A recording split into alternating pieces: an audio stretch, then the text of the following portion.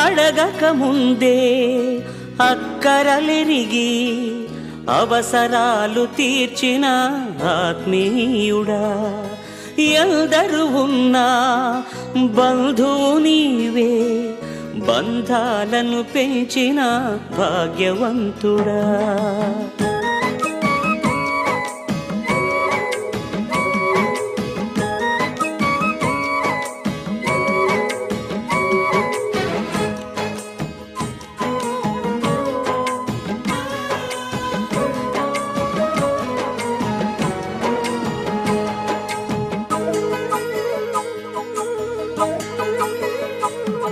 పదే పదే నేను పాడుకోనా ప్రతి చోట నీ మాట నా పాటగా, మరి మరి నేను చాటుకోనా